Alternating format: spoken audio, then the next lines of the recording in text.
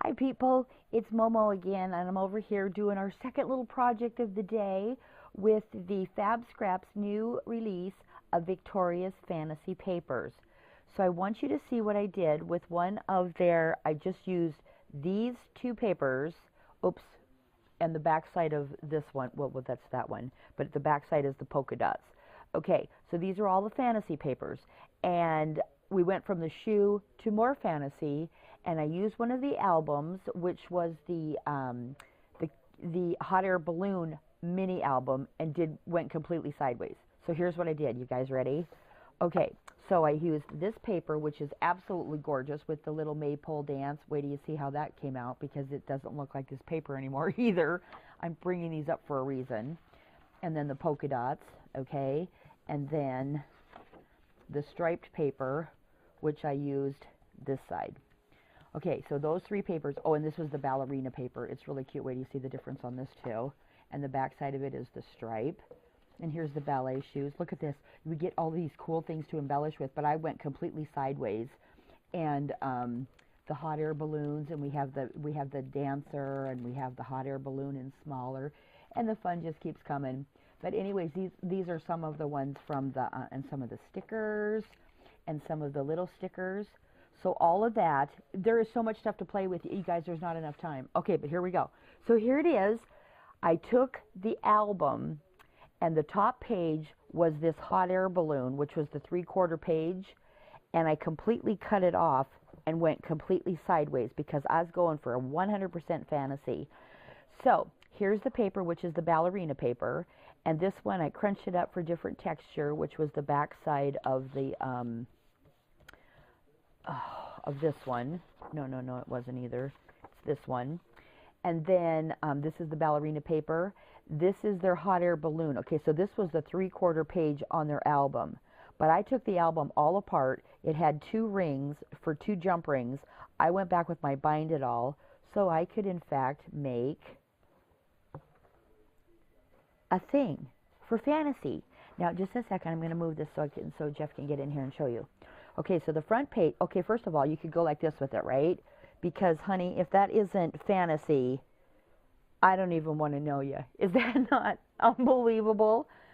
So this was a separate embellishment, which was the little carousel, and it came with the 3 little horses. And then this was one of their embellishments.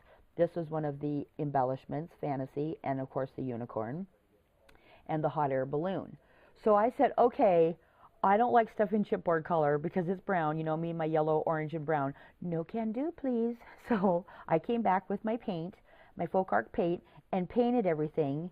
And then the first thing I did was I went ahead and I used the glitter that came in the, oh yes, that was Donna Salazar's fairy dust glitter. So I used some of that, and then I came back and I just used some of my embellishments, some of my stash from my lace, lots and lots of ribbon, because you see this, when this stands up, you'll see it's going to be a whole thing. But I wanted it to look like it was, the carousel was hanging off of a sign. Okay, so then I came back with a lot of my trims. I hand watercolored all of these, and B, you're the true artist. I'm not, but I was going for fantasy, and I think I achieved the effect, because at least you know it's a horse because he has little ears and he's on a carousel. But as far as the watercolor, I wanted a real muted watercolor. So here's the, because it's fantasy, here is our ballerina paper. Isn't it cute with there? And some of my flowers, Carla 001 and Wild Orchid Crafts.